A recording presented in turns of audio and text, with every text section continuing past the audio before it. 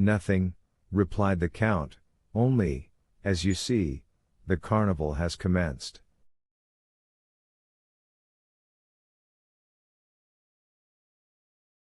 Make haste and dress yourself. In fact, said Franz, this horrible scene has passed away like a dream.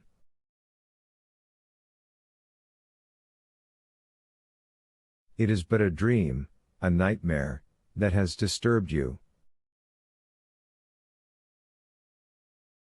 Yes, that I have suffered, but the culprit? That is a dream also, only he has remained asleep, while you have awakened, and who knows which of you is the most fortunate?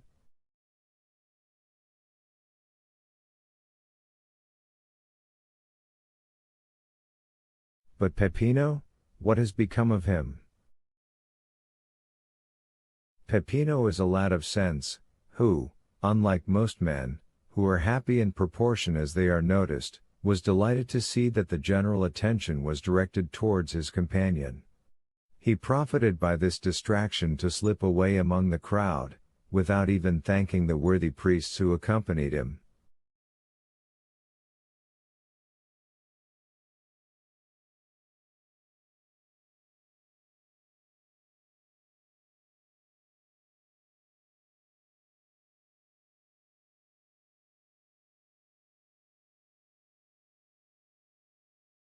Decidedly man is an ungrateful and egotistical animal.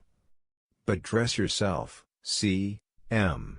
de Mercer sets you the example.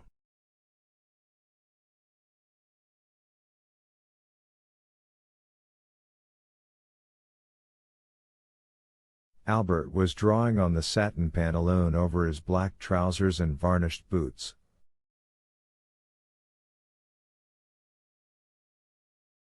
Well, Albert, said Franz, do you feel much inclined to join the rebels?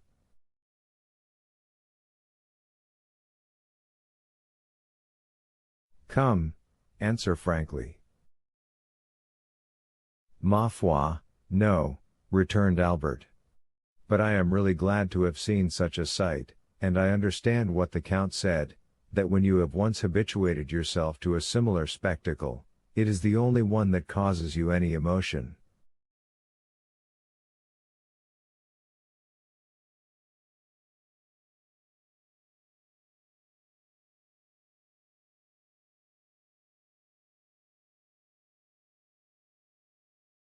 Without reflecting that this is the only moment in which you can study character, said the Count, on the steps of the scaffold death tears off the mask that has been worn through life, and the real visage is disclosed.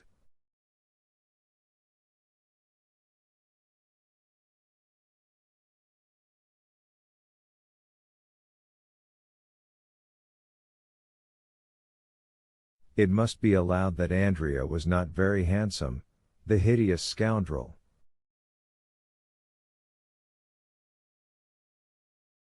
Come, dress yourselves, gentlemen, dress yourselves.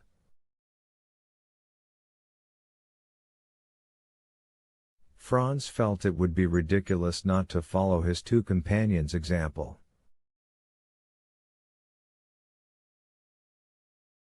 He assumed his costume, and fastened on the mask that scarcely equaled the pallor of his own face.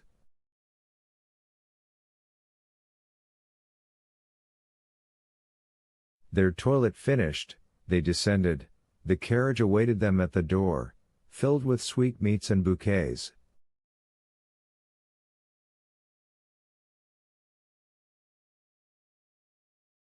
They fell into the line of carriages. It is difficult to form an idea of the perfect change that had taken place.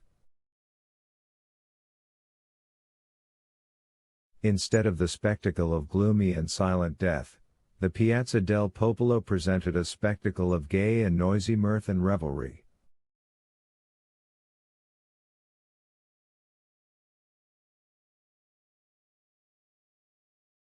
A crowd of masks flowed in from all sides, emerging from the doors, descending from the windows. From every street and every corner drove carriages filled with clowns, harlequins, dominoes, mummers, pantomimists, transteverans, knights, and peasants, screaming, fighting, gesticulating, throwing eggs filled with flour, confetti, nosegays, attacking, with their sarcasms and their missiles, friends and foes, companions and strangers, indiscriminately, and no one took offense, or did anything but laugh.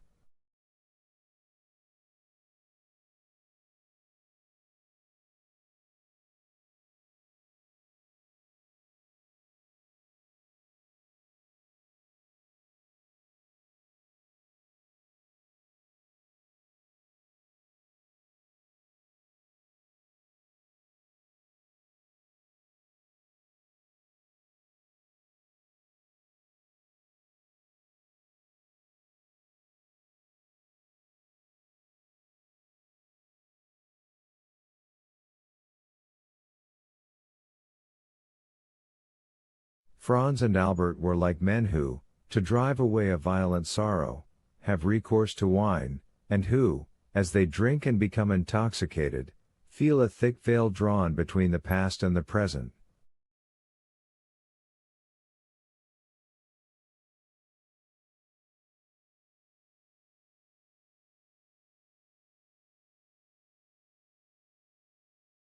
They saw, or rather continued to see, the image of what they had witnessed, but little by little the general vertigo seized them, and they felt themselves obliged to take part in the noise and confusion.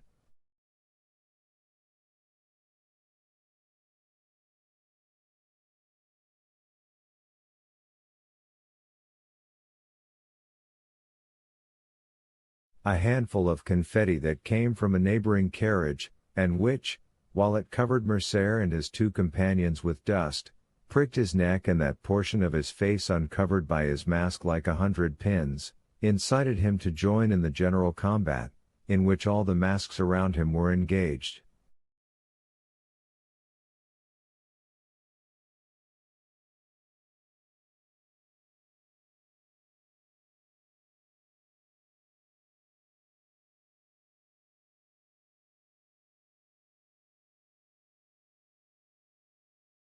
He rose in his turn, and seizing handfuls of confetti and sweetmeats, with which the carriage was filled, cast them with all the force and skill he was master of.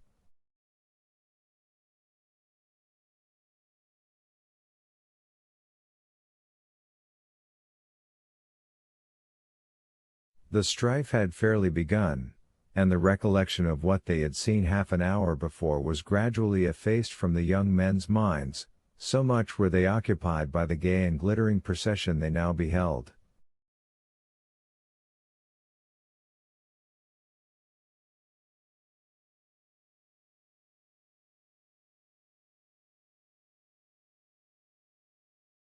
As for the Count of Monte Cristo, he had never for an instant shown any appearance of having been moved.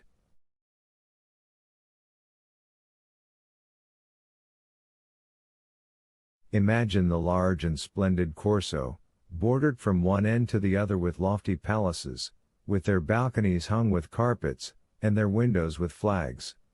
At these balconies are 300,000 spectators, Romans, Italians, strangers from all parts of the world, the united aristocracy of birth, wealth, and genius. Lovely women, yielding to the influence of the scene, bend over their balconies, or lean from their windows, and shower down confetti, which are returned by bouquets. The air seems darkened with the falling confetti and flying flowers. In the streets the lively crowd is dressed in the most fantastic costumes, gigantic cabbages walk gravely about, buffaloes' heads bellow from men's shoulders, dogs walk on their hind legs. In the midst of all this a mask is lifted, and, as in Callot's Temptation of St. Anthony, a lovely face is exhibited, which we would fain follow, but from which we are separated by troops of fiends.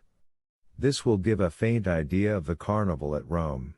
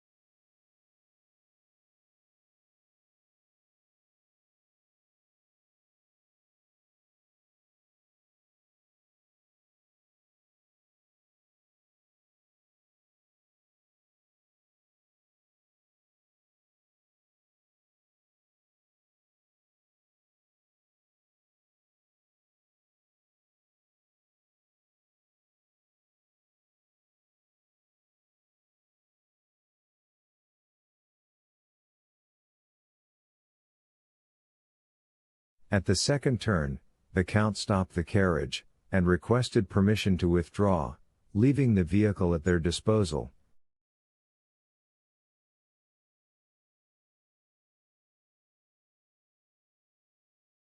Franz looked up. They were opposite the Rispoli Palace. At the center window, the one hung with white damask with a red cross, was a blue domino, beneath which Franz's imagination easily pictured the beautiful Greek of the Argentina.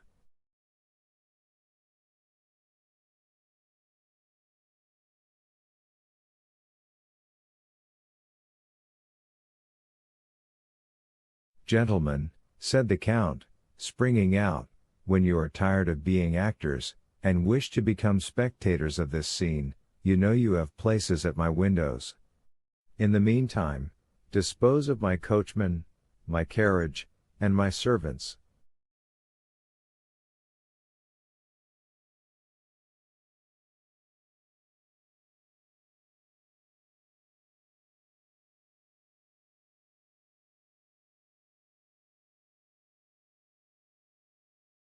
We have forgotten to mention, that the Count's coachman was attired in a bearskin, exactly resembling Audrey's inn.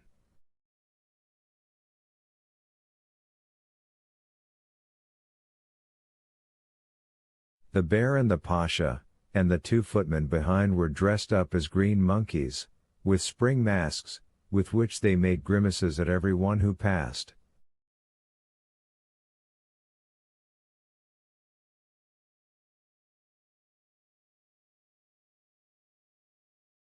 Franz thanked the Count for his attention.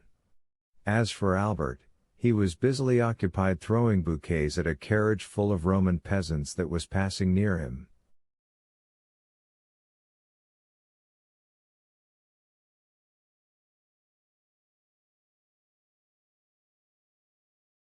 Unfortunately for him, the line of carriages moved on again, and while he descended the Piazza del Popolo, the other ascended towards the Palazzo di Venezia.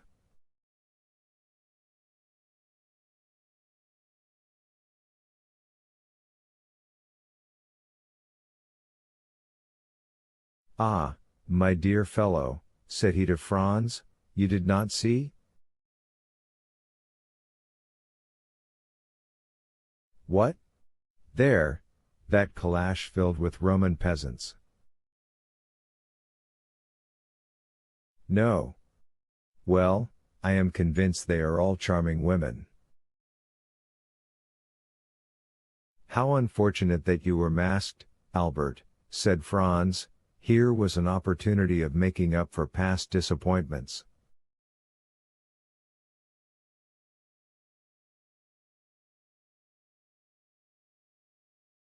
"Oh," replied he, half laughing, half serious, "I hope the carnival will not pass without some amends in one shape or the other."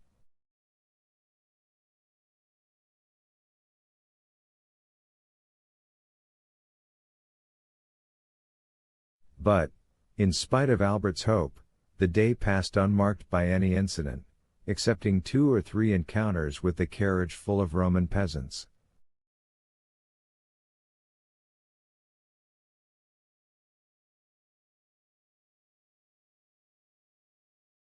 At one of these encounters, accidentally or purposely, Albert's mask fell off.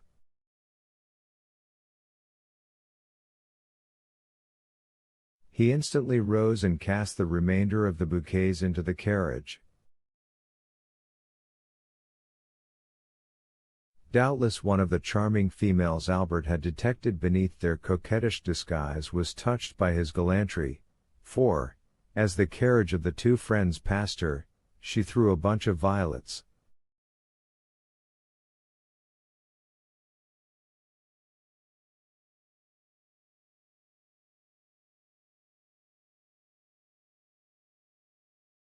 Albert seized it, and as Franz had no reason to suppose it was meant for him, he suffered Albert to retain it.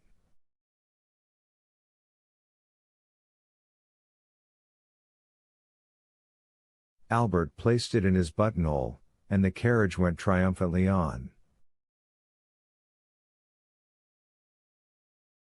"Well," said Franz to him, "there is the beginning of an adventure." "Laugh if you please, I really think so. So I will not abandon this bouquet."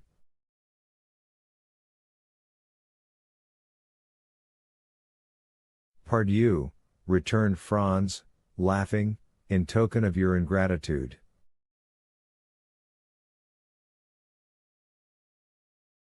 The jest, however, soon appeared to become earnest, for when Albert and Franz again encountered the carriage with the contadini, the one who had thrown the violets to Albert, clapped her hands when she beheld them in his buttonhole.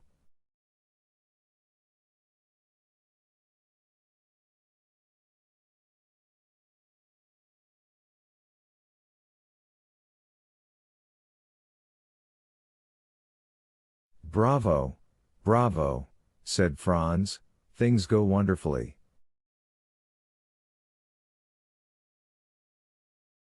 "Shall I leave you? Perhaps you would prefer being alone?" "No," replied he. "I will not be caught like a fool at a first disclosure by a rendezvous under the clock, as they say at the opera balls."